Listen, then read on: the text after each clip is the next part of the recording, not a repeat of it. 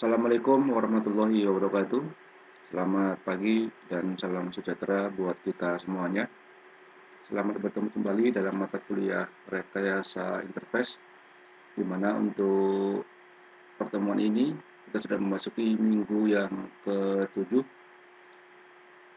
Untuk minggu hari ini, mudah-mudahan Anda semua bisa mengikuti proses perkuliahan ini dengan baik. Untuk itu silakan dipersiapkan alat tulisnya untuk nanti bisa mencatat tentang apa yang mau dipertanyakan berkaitan dengan penjelasan yang akan saya sampaikan. Kemudian juga tetap kita sama-sama menjaga kesehatan dan keselamatan karena kita masih proses pembelajaran secara online atau daring sampai minggu ke-7 ini untuk mata kuliah rekayasa dan interface. Untuk minggu ini kita akan membahas mengenai topik sistem usability dan implementasinya. Di mana untuk topik ini juga masih merupakan lanjutan dari minggu yang lalu mengenai user interface design, di mana kita membahas tentang beberapa prinsip yang mesti kita perhatikan dalam membuat suatu bentuk desain, yang termasuk di dalamnya adalah tentang sistem usability. Maka minggu ini kita akan membahas lebih jauh lagi apa yang disebut dengan sistem usability dan bagaimana implementasinya. Dan nanti dari tujuan ini adalah masing-masing Anda bisa memberikan penjelasan tentang sistem usability dan bisa memberikan beberapa contoh untuk implementasi yang sering kita pergunakan dalam kegiatan kita untuk sehari-harinya. Nanti itu kita akan bahas tentang sistem usability.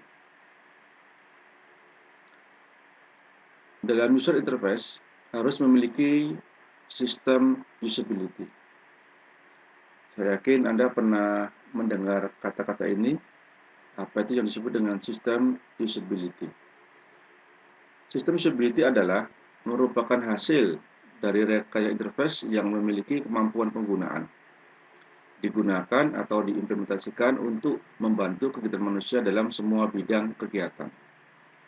Nah, kalau kita melihat dari definisi ini, bahwasanya sistem usability adalah merupakan hasil dari rekayasa interface atau hasil dari perubahan suatu bentuk antarmuka yang memiliki kemampuan penggunaan.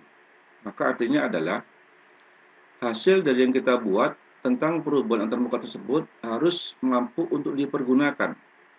Artinya dari apa yang kita buat sebagai user interface design, dari apa yang kita buat sebagai satu bentuk perubahan antarmuka, maka jika dia berbentuk sebuah sistem, maka nanti sistem ini harus bisa dipergunakan, harus mempunyai kemampuan penggunaan, sehingga bisa digunakan untuk membantu di dalam kegiatan manusia dalam semua bidang kegiatan.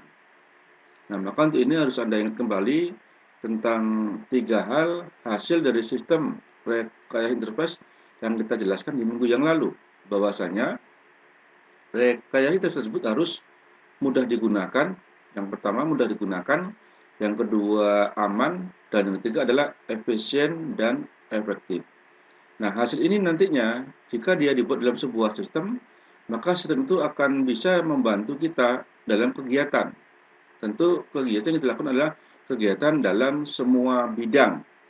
Nah, ini ada beberapa contoh dari sebuah perubahan antarmuka yang dalam bentuk rekayasa interface. Seperti misalnya dalam bidang untuk simulator penerbangan. Ya, dari simulator penerbangan ini sebenarnya adalah suatu bentuk simulasi atau gambaran bagaimana kondisi di dalam kita menggunakan atau menjalankan tentang sebuah pesawat dalam penerbangan. Jadi seolah-olah kita berada dalam kondisi yang sebenarnya, namun ini merupakan hasil dari rekayasa. Hasil dari suatu bentuk perubahan yang dari kondisi asli dibawa ke dalam suatu bentuk simulasi yang tentu punya beberapa interface, punya beberapa antarmuka, dan semua ini harus didesain adanya user interface design yang menghubungkan antara bidang kegiatan penerbangan dengan apa yang kita buat secara virtual atau secara simulator. Nah, nanti Anda bisa mungkin melihat beberapa contoh implementasi yang lain di dalam penerbangan simulator ini, atau juga mungkin sebagian Anda pernah melihat bagaimana suatu bentuk konsep penerbangan yang sebenarnya, tapi dia hanya berupa simulator, berupa suatu bentuk rekayasa saja. Kemudian dalam bidang mungkin kegiatan untuk belajar mengemudi ya atau driver ya. Ini juga suatu bentuk contoh bagaimana adanya perubahan rekayasa interface di dalam bidang kegiatan mungkin penggunaan kendaraan bermotor roda 4 atau kita mengemudi sebuah mobil misalnya. Dan ini adalah juga hasil rekayasa. Bagaimana kita nanti diajarkan untuk menginjak gasnya misalnya, menginjak remnya, belok kanan, belok kiri, kecepatan dan segala macamnya. Jadi dengan adanya hasil sebuah sistem tentang penggunaan mobil atau bagaimana kita mempergunakan sebuah kendaraan bermotor untuk belajar mengemudi misalnya, ini juga akan membantu kegiatan kita sehingga nanti kita bisa menggunakan atau bisa mengemudi seperti kondisi jalan yang sebenarnya. Tapi sebelum itu harus ada namanya pembelajaran mengenai bagaimana menggunakan mobil tersebut. Nah, ini kita juga bisa menggunakan seperti simulator. Nah, ini juga contoh dari rekayasa interface. Sehingga dengan adanya rekayasa interface ini, kita bisa belajar terlebih dahulu sebelum menggunakan atau sebelum mengimplementasikan seperti kondisi yang sebenarnya. Sehingga kita bisa melihat dengan adanya beberapa kegiatan seperti ini akan mempermudah si manusia, akan mempermudah si user untuk nanti bisa menggunakan apakah nanti tentang bidang penerbangan, belajar mengemudi dan segala macamnya ya seperti kondisi yang sebenarnya. Minimal dia sudah mengetahui beberapa tombol, beberapa kegiatan yang harus dia lakukan, misalnya di saat dia melakukan penerbangan atau di saat dia si user ini menggunakan kendaraan bermotor. Nah, dengan demikian, tentu hasil dari user interpretation yang kita rekayasa tadi memang betul-betul memiliki kemampuan untuk bisa langsung digunakan atau diimplementasikan dalam kegiatan yang sering kita lakukan, baik dalam bidang apapun itu. Dan pada saat sekarang banyak sekali beberapa contoh-contoh simulator atau beberapa contoh-contoh dari sistem yang direkayasa interface yang tujuannya adalah untuk mempermudah si pengguna di dalam nanti menggunakan kegiatannya seperti kondisi yang sebenarnya. Namun sebelumnya harus diadakan terlebih dahulu seperti simulator seolah-olah dia menggunakan yang sebenarnya namun dalam bentuk aplikasi atau sebuah sistem atau sebuah sistem yang memiliki beberapa tampilan yang sudah direkayasa, yang sudah dirubah seolah-olah seperti bentuk yang sebenarnya. Nah, inilah yang disebut dengan sistem usability, bahwasanya hasil dari rekayasa interface yang kita buat akan berguna atau akan memiliki kemampuan di dalam penggunaannya sehingga bisa membantu kegiatan manusia di dalam semua bidang kegiatan yang dilakukannya. Terutama mungkin beberapa bidang-bidang kegiatan yang memang memerlukan suatu bentuk implementasi yang sebenarnya. Selanjutnya, sistem usability itu memiliki beberapa kemampuan berkaitan dengan penggunanya tadi. Jadi, sebuah sistem usability, sebuah sistem yang punya kegunaan tertentu, maka nanti akan ada 4 hal yang harus kita perhatikan dari kemampuan penggunaan tersebut. Yang pertama bahwasanya sistem dari hasil rekayasa tersebut adanya kemampuan pembelajaran, adanya learnability, ya kemampuan pembelajaran. Contoh tadi misalnya kita untuk belajar bagaimana mengemudi, tentu ada pembelajaran bagaimana kita menekan gasnya, menekan remnya, belok kiri, belok kanan dan segala macamnya. Artinya kalau kita mau berhenti harus tekan rem, atau kalau untuk mempercepat tekan gas, mau belok kanan ya putar setirnya ke kanan. Nah, ini adalah tentang learnability. Jadi ada kemampuan di dalam sistem usability tersebut tentang adanya pembelajaran. Nah, tentu kita tahu bahwasanya pembelajaran adalah sesuatu hal yang bisa kita jadikan pedoman karena kita sudah pernah melakukannya. Dan juga pembelajaran bisa dijadikan pedoman sehingga kita tidak menjadi salah lagi untuk di tahapan-tahapan yang berikutnya. Sehingga learnability, kemampuan pembelajaran ini dianggap sesuatu yang sangat penting sekali ya, sehingga kita bisa belajar, sehingga kita bisa mengetahui dari apa nanti yang akan kita lakukan. Karena kita juga kadang-kala sering belajar dari adanya konsep dari learnability. Nah, bagaimana tentang kemampuan pembelajaran ini? Kita lihat sebagai berikut. Bahwasanya sistem yang kita hasilkan tadi kemudahan untuk mempelajarinya tentang suatu sistem. Artinya dari user interpretation yang kita buat sebelumnya tadi, maka jika dia menjadi sebuah sistem, maka adanya kemudahan, kemudahan untuk mempelajari sistem tersebut. Nah, ini tentu sesuai dengan 3 hal hasil dari rekayasa interface yang pertama bahwasanya memang sistem itu harus mudah untuk dipelajari. Karena dengan mudah dipelajari, semua user, semua pengguna akan bisa menggunakan dari sistem ini. Baik baik nanti akan berbentuk satu bentuk aplikasi, akan berbentuk sebuah tutorial, atau akan berbentuk suatu bentuk simulator. Yang pasti dia harus mudah untuk dipahami. Nah, supaya mudah dipahami bagaimana?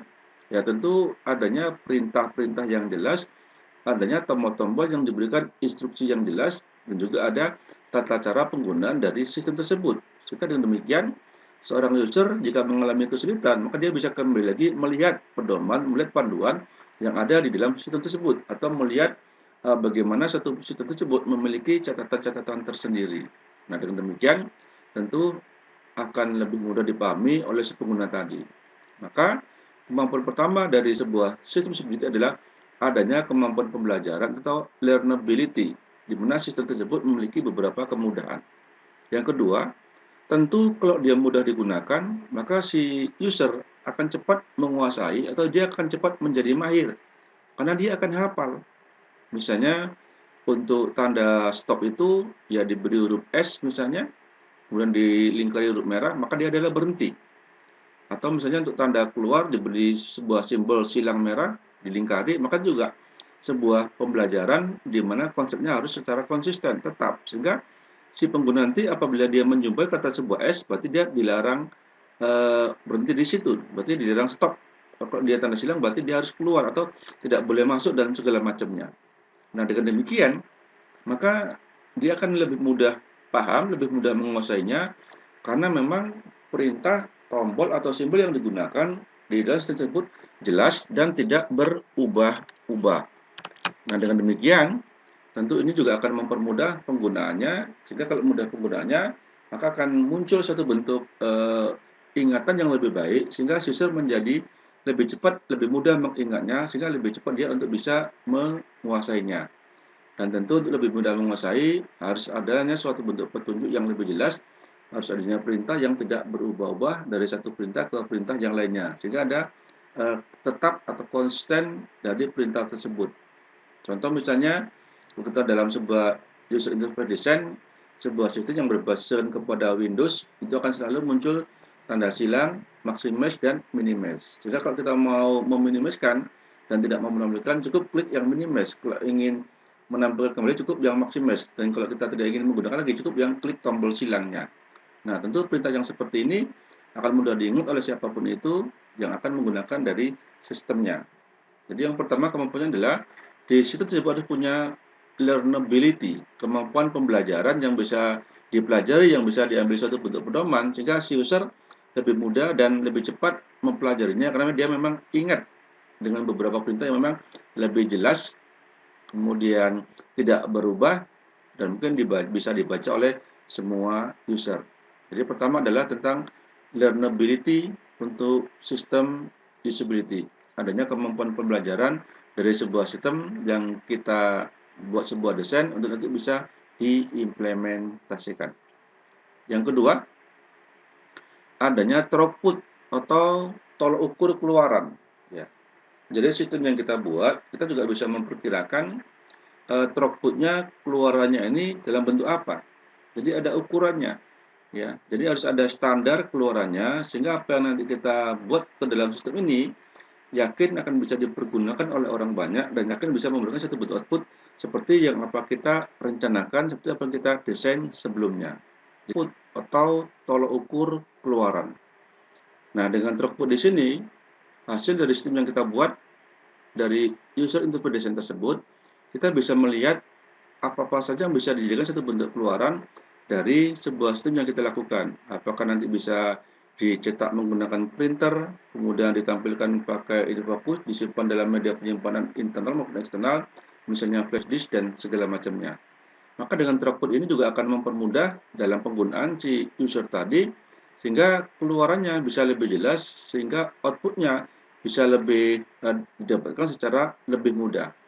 Nah, untuk throughput atau tolak ukurnya, kita bisa melihat beberapa hal di sini. Yang pertama, bahwasanya kecepatan dalam menyelesaikan tugas.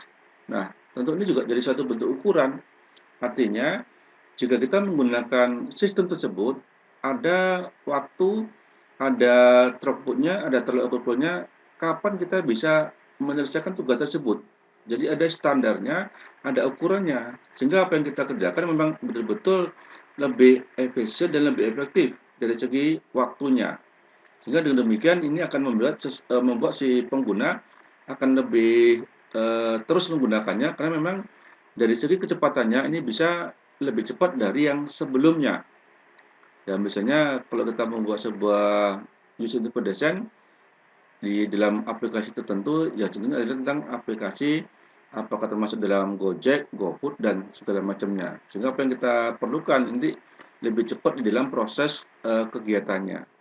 Nah, ini yang juga menjadi suatu bentuk sistem usability tentang kemampuan penggunaannya, bahwasanya sistem yang nanti kita hasilkan harus memberikan satu bentuk kecepatan di dalam menyelesaikan permasalahannya. Artinya, dia akan memberikan output lebih cepat dibandingkan dengan sistem yang sebelumnya. Nah, ini contoh tentang throughput dari sistem usability.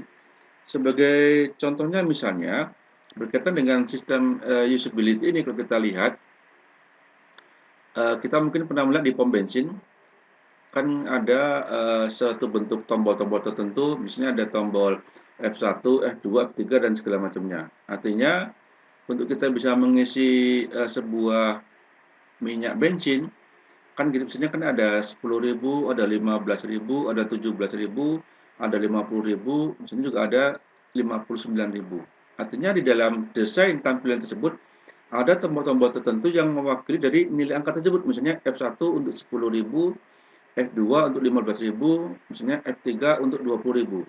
Tapi juga ada tombol yang dilakukan secara perhitungan manual. Misalnya kita beli 12.500 dan itu tidak ada tombolnya, maka kita harus mengetikkan sebanyak 12.500. Nah, contoh seperti ini juga terdapat di mesin ATM. Kalau ATM itu kan ada yang 50.000, 100.000, 300, 500. Nah, kalau kita ingin mengambil misalnya 450, bagaimana caranya? Kan tidak ada tombolnya itu. Nah, itu ada yang disediakan angkanya. Jadi kita bisa menggunakan tombol secara cepatnya dan ada juga menuliskan angka yang kita inginkan. Nah, kalau kita lihat bahwasannya antara penggunaan tombol dengan angka tentu lebih cepat tombolnya, karena tombol tersebut langsung mengimplementasikan dari nilai yang sudah tertera di dalam tampilan tersebut. Nah, inilah contoh bagaimana kecepatan dalam menyelesaikan tugasnya. Artinya, sebuah sistem yang kita buat selain menggunakan tombol-tombol yang sudah ditentukan, juga ada penggunaan dari nilai yang harus kita tuliskan di dalam sistem tersebut. Misalnya tadi di mesin ATM atau di mesin bisa kita mengisi minyak di pom bensin.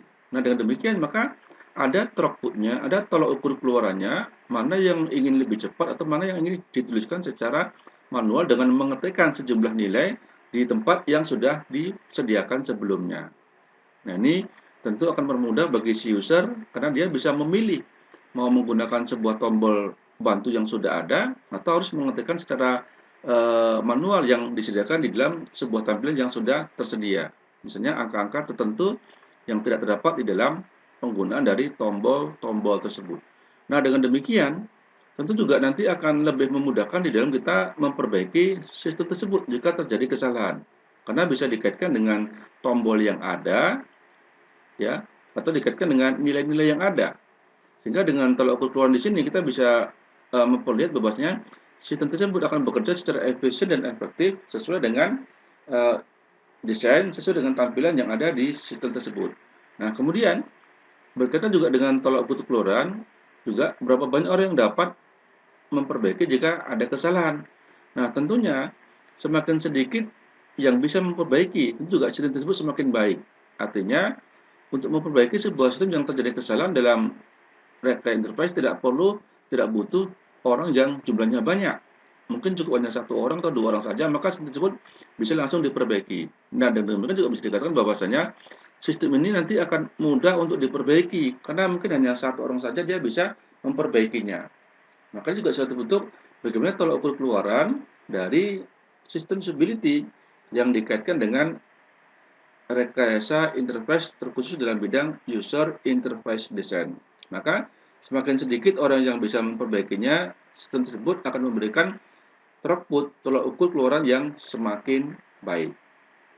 Jadi ini yang kedua, tentang sistem usability. Yang pertama adalah learnability, yang kedua adalah throughput. Kita lihat sistem usability yang lain berkaitan dengan bagaimana sistem ini memiliki kemampuan di dalam penggunaannya. Pertama tadi ada learnability, kedua ada throughput, dan yang ketiga kita lihat ada flexibility atau keluasan, fleksibel. Ya. Jadi juga user interface yang kita buat untuk nanti bisa menjadi satu bentuk sistem, maka sistem juga harus fleksibel, harus luas dia. Bagaimana flexibility atau fleksibel yang kita lihat? Pertama bahwasanya sistem tersebut kecocokan sistem dengan keahlian si user. Berarti dia luas, artinya sistem yang kita bangun, sistem yang kita buat bisa dipergunakan oleh semua orang atau semua user, sehingga dia luas. Ya anak-anak ya mungkin bisa menggunakannya, orang dewasa juga bisa, atau juga orang tua juga bisa, atau memiliki beberapa banyak pilihan sehingga dia luas. Ya. Sebagai contoh, bagaimana keluasan dari sistem ini kita lihat tentang beberapa tampilan yang berkaitan dengan sebuah sistem. Maka keluasan ini jika kita kaitkan dengan sebuah user interface design di dalam rekayasa interface, misalnya bisa menggunakan alat bantu sebuah tombol atau simbol-simbol tertentu sehingga dia luas. Nah, maka misalnya untuk kita bisa mengatakan rasa kegembiraan kita mungkin bisa menggunakan tombol tersenyum. Sehingga kalau kita melihat sebuah tombol tersenyum, artinya kita adalah sedang berbagi atau sedang senang. Atau mungkin juga tombol ketawa, ya, sehingga luas. Jadi artinya simbol tombol ini adalah mewakili suatu bentuk kegiatan yang kita lakukan, tapi kita tidak menggunakan suatu bentuk tulisan. Atau juga bisa saja kombinasi antara tulisan yang kita buat dan dibarengi dengan simbol-simbol atau tombol-tombol tertentu. Sehingga ini memang fleksibel atau luas. Dan juga misalnya tombol marah, tombol pusing, dan segala macamnya. Nah, dalam sebuah user interface design, di dalam konsep pemrograman yang secara visual, maka tombol-tombol ini banyak sekali yang kita pergunakan, misalnya tombol untuk simpan, tombol untuk backup, tombol untuk lanjut, dan segala macamnya.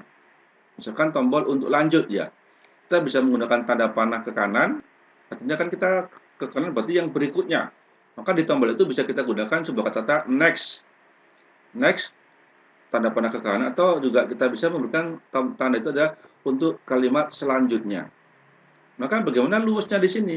Artinya tombol tersebut menampilkan satu bentuk kalimat atau teks untuk yang ke halaman berikutnya atau selanjutnya, dan juga diwakili dengan tombol tanda panah. Nah, maka dalam hal ini ada dua sifat di situ, yaitu menggunakan teks dan menggunakan simbol. Sebenarnya kita juga akan menuliskan kalimat next, orang juga tahu berarti selanjutnya. Atau juga kita tulis saja dengan arah tanda panah ke kanan juga berarti ke halaman yang berikutnya. Namun untuk supaya mempermudah, supaya dia fleksibel atau luas dan siapapun bisa memahaminya, maka kita bisa menggunakan sebuah simbol tanda panah dan diikuti dengan kalimat atau kata next atau selanjutnya.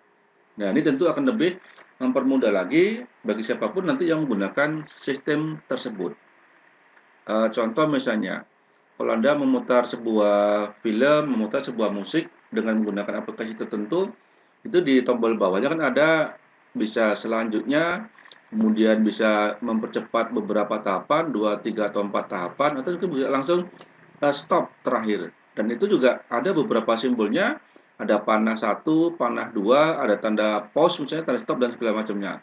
Dan itu adalah luas. Artinya kita bisa memajukan beberapa langkah atau mungkin mengganti ke yang berikutnya juga mungkin stop. Hingga ada beberapa pilihan yang menyebabkan si user itu menjadi sangat mudah sekali, fleksibel dia. Kalau misalnya dia nggak sesuai untuk lagunya, ya dia bisa lanjut ke lagu yang berikutnya. Kalau dia ingin mempercepat, ya dia bisa membuat pilihan mempercepat dari lagunya. Sehingga dengan adanya tombol-tombol seperti inilah yang membuat sebuah sistem tersebut menjadi fleksibel, menjadi luas.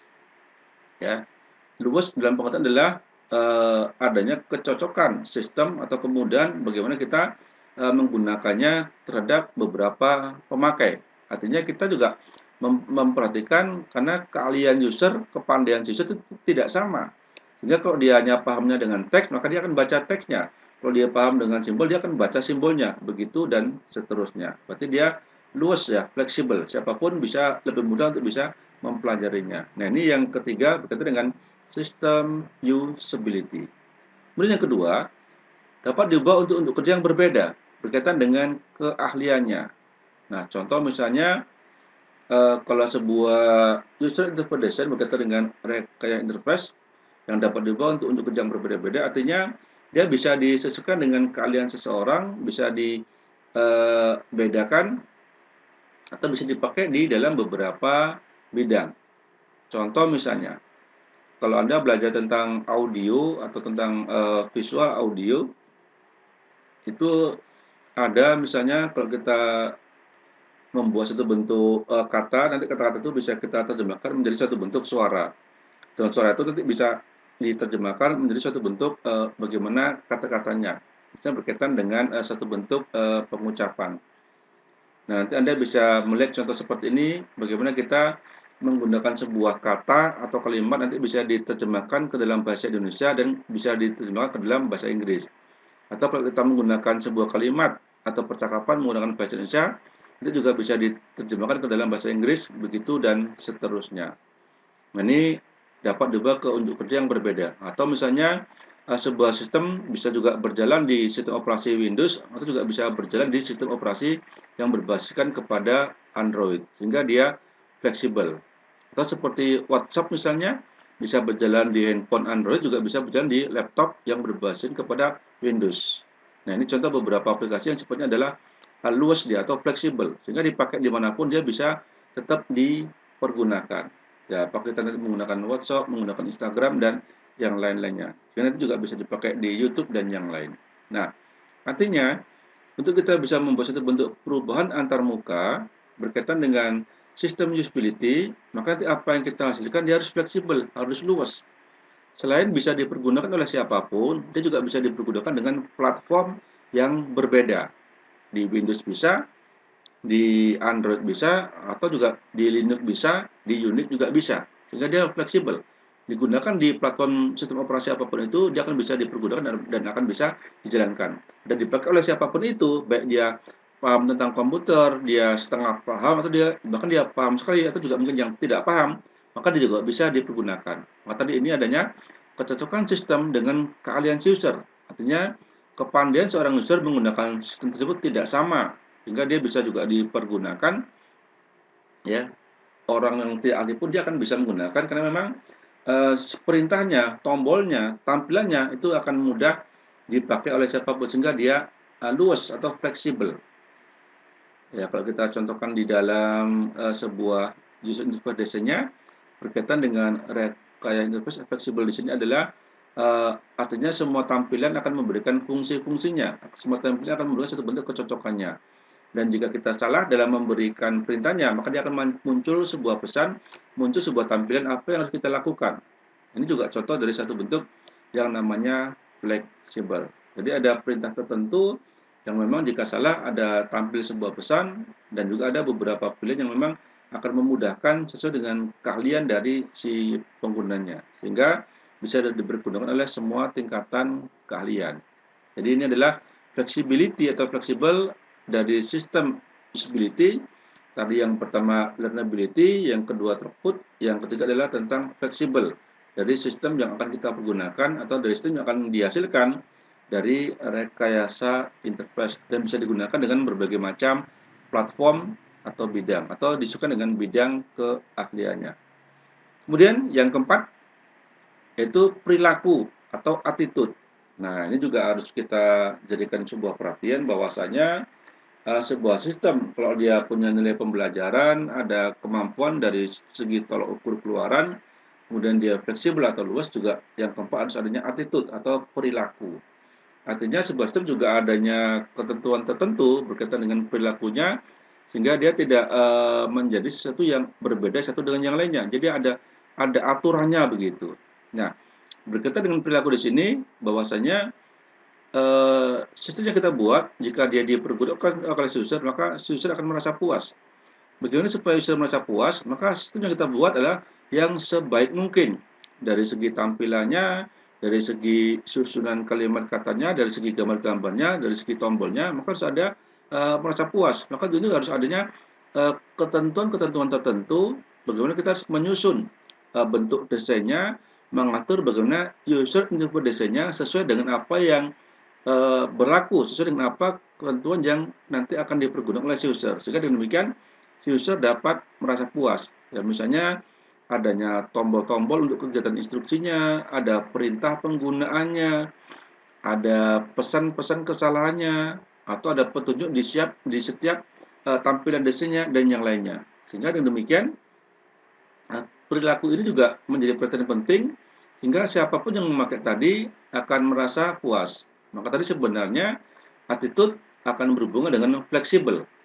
Jadi dalam sebuah tampilan tersebut diusahakan apapun yang dilakukan oleh si user akan memberikan satu bentuk umpan balik atau informasi tambahan, baik itu yang benar maupun yang salah. Contoh misalnya kalau Anda dulu pernah membuat sebuah pemrograman, begitu Anda sudah melakukan satu bentuk entry data, begitu Anda simpan, maka muncul sebuah komentar, data Anda sudah tersimpan. Atau begitu Anda menghapus sebuah data, akan muncul pesan, data Anda sudah terhapus. Atau kemudian, jika Anda sudah selesai melakukan kegiatan, misalnya Anda exit atau keluar, maka muncul pesan, terima kasih sudah menggunakan aplikasi program ini. Nah, maka dengan demikian, si pengguna akan merasa puas bahwasanya apa yang dilakukan itu langsung dikomentari, langsung diberikan informasi dari sistem yang ada. Nah, contoh saja misalnya kalau kita di WhatsApp itu kan ada ikon simbol 1, simbol 2, biru dan segala macamnya atau simbol misalnya adanya pewaktuan sehingga kita memang betul-betul bisa tahu oh ini sudah terbaca, ini sudah terkirim, ini sudah diterima dan ini dikirim di tanggal sekian dan jam sekian. Artinya dengan beberapa informasi seperti itu, ini memudahkan kita sebagai pengguna untuk bisa mengetahui tentang apa yang kita lakukan. Sehingga kita memang betul-betul diberikan semua informasi berkaitan dengan kegiatan yang kita lakukan. Sehingga demikian kita merasa puas tentang aplikasi yang kita pergunakan. Misalnya kita di saat chat di WhatsApp dan segala macamnya. Juga begitu juga dengan surat masuk misalnya, atau kita yang pernah dibaca atau yang belum dibaca, atau juga kita misalnya menghapus ya, menghapus sebuah data, menghapus sebuah chat dan yang lainnya. Nah, ini berkaitan dengan perilaku. Jadi dengan demikian, sebuah user interface design yang nanti akan kita menjadi satu bentuk rekayasa interface, tentu juga harus kita memikirkan bagaimana perubahan antar muka ini tentunya memberikan sesuatu yang lebih bagus dari yang sebelumnya sehingga sekali lagi si user, si pengguna akan merasa puas karena memang apa yang kita buat di sistem tersebut memberikan umpan balik seperti yang diinginkan si user pada saat dia menggunakan sistem tersebut, baik informasi dalam bentuk kalimat, kata atau juga simbol-simbol tertentu yang memudahkan si user nanti di dalam memahami apa yang akan dipesankan di dalam aplikasi atau sistem yang dipergunakan. Kemudian yang kedua, bagaimana attitude-nya atau perilaku kita si pembuat sistem misalnya. Bagusnya dapat memberikan manfaat. Artinya memang sistem tersebut dipergunakan dan memang memberikan manfaat di saat si user menggunakan sistem yang kita pergunakan. Contoh misalnya ya, sistem yang bermanfaat, ya misalnya kita kalau mau berbelanja, itu ada sebuah kode barcode tentang harga barang tersebut, jika memang harga barang itu tidak tercantum di dalam produk itu. Sehingga dia bisa men-scan dengan barcode tersebut, sehingga kita bisa tahu bahwasanya harga barang ini sekian dan segala macamnya. Nah, artinya di dalam sebuah user interface design berkaitan dengan rekayasa interface, juga adanya beberapa kegiatan-kegiatan juga memang bisa memberikan manfaat bagi penggunanya dan ini tentu jelas tujuannya adalah sistem tersebut bisa dipakai atau dipergunakan oleh orang lain yang tentunya akan bermanfaat bagi si pengguna tadi itu. Ya, tadi misalnya dengan adanya satu bentuk simulator atau contoh-contoh bagaimana menerbangkan pesawat, belajar mengemudi, atau misalnya juga mengetahui rambu-rambu lalu lintas, juga tentang mengetahui bagaimana proses tentang evaluasi jika gunung meletus dan segala macamnya. Kemudian juga misalnya tentang tsunami dan segala macamnya. Maka banyak sekali beberapa simulasi yang menjelaskan tentang perubahan-perubahan tertentu yang berkaitan dengan tentu memberikan manfaat bagi si user atau si pengguna secara lebih luasnya lagi. Ini juga harus kita perhatikan dalam sebuah bentuk sistem. Contoh lain misalnya kalau kita membuat satu bentuk aplikasi, ya mungkin perilakunya bahwasanya file itu selalu berada di sebelah kiri dan dia berjalan urutan secara horizontal. Berarti file, kemudian edit, view, dan terakhir adalah help.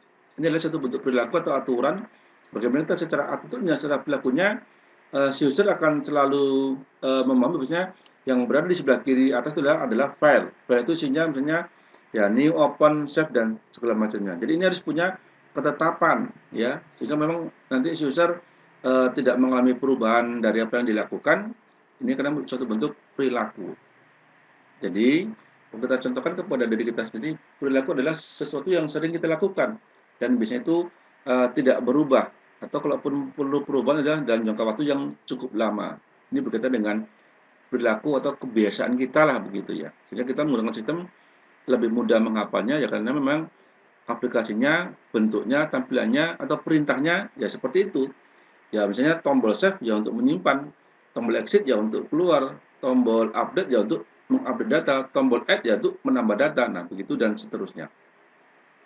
Selanjutnya juga berkaitan dengan perilaku, kita juga harus mencantumkan berapa lama sistem bisa dipergunakan. Nah, ini kalau kita contohkan dalam sebuah produk barang tentang adanya limit atau expire dari barang atau produk tersebut, sehingga si pengguna akan lebih mudah melakukan pemantauan apakah ini masih bisa dikonsumsi atau tidak, karena ada batas waktu pemakaiannya. Nah, sebuah sistem juga mestinya seperti itu, artinya ada batas waktu tertentu, seberapa besar dia bisa menyimpan datanya, seberapa besar file yang bisa dikirimkan, dan seberapa lama sistem ini bisa untuk dipergunakan. Dan ini juga seharusnya tergambar di dalam sistem usability, sehingga si pengguna di saat dia menggunakan kegiatannya akan lebih betul-betul memberikan satu bentuk pemanfaatan. Nah, contoh misalnya kalau kita tadi untuk simulasi menggunakan kendaraan, jika kita terjadi satu bentuk kesalahan misalnya di dalam simulasi tersebut akan memberikan satu bentuk pesan bahwasanya seharusnya misalnya belok kanan, seharusnya kita tekan rem dan segala macamnya. Sehingga ada penjelasan dari kesalahan yang kita lakukan. Sehingga juga bisa diberikan satu bentuk kesimpulan, misalnya tampilan kecepatannya di dalam layar tersebut. Kalau kita misalnya simulasi untuk belajar mengemudi dan yang lainnya. Nah, kalau kita tentu menggunakan sebuah sistem, kita juga harus mencantumkan misalnya tentang identitas dari sistem tersebut, sehingga kita bisa tahu beberapa hal berkaitan dengan sistem yang kita pergunakan, ya berapa lama sistem tersebut bisa dipergunakan. Artinya juga ada batas limitnya, apakah nanti berkaitan dengan data-datanya, berkaitan dengan sistemnya, berkaitan dengan kapasitas dan yang lain-lainnya. Nah, inilah yang keempat tentang sistem usability yang berkaitan dengan attitude atau perilaku yang harus kita buat di dalam rekayasa interface yang berkaitan dengan sistem usability. Bagaimana sebuah sistem itu akan memiliki kemampuan penggunaan yang tentu dapat bermanfaat, dapat digunakan oleh si pengguna dalam bidang apapun itu. Nah, inilah 4 hal yang berkaitan dengan sistem usability. Tadi pertama ada learnability, kemudian ada throughput, ada flexible, dan ada attitude. Sehingga dengan sistem usability di sini, di dalam nanti kita membuat sebuah user interface design bisa lebih maksimal lagi, bisa lebih disesuaikan lagi dengan hasil rekayasa interface yang akan kita buat, yang nanti akan dijadikan sebagai suatu bentuk sistem. Misalnya dengan menggunakan nanti bahasa pemrograman tertentu yang tentu harus berorientasi kepada pemrograman yang sifatnya adalah pemrograman secara visual. Nah, inilah yang bisa diberikan penjelasan tentang sistem usability. Dan ini adalah kemampuan potensi yang Anda miliki, artinya setelah Anda mempelajari tentang sistem usability, Anda diharapkan mampu mendefinisikan sistem usability, mampu menyebutkan kemampuan penggunaan sistem usability, menjelaskan bagian-bagian kemampuan dari sistem usability dan yang lainnya. Demikian yang bisa saya sampaikan di minggu ini mengenai topik tentang sistem usability beserta dengan beberapa contoh-contoh implementasinya yang memang banyak kita pergunakan di berbagai semua bidang pada saat sekarang ini, tentang bagaimana sebuah sistem itu harus memiliki learnability, kemampuan dalam pembelajaran, throughput, kemampuan dalam tolak ukur keluaran, kemudian fleksibel, keluasan tentang penggunaan sistemnya, dan attitude untuk perilaku tentang sistem yang harus kita buatkan. Terima kasih untuk semua perhatian yang sudah diberikan, dan nanti silakan Anda ditambahkan lagi dengan beberapa referensi yang lain, misalnya dengan menggunakan fasilitas beberapa media elektronik. Anda bisa pakai internet, bisa pakai e-book, bisa pakai e-learning, dan yang lain-lainnya untuk bisa memahami lagi tentang materi pokok bahasan tentang sistem usability. Dan tetap jaga kesehatan untuk kita bisa selalu sehat demi keamanan kita semua. Dan demikian yang bisa saya sampaikan. Terima kasih untuk semua perhatiannya dan saya tutup dengan wabillahi taufiq wal hidayah. Wassalamualaikum warahmatullahi wabarakatuh.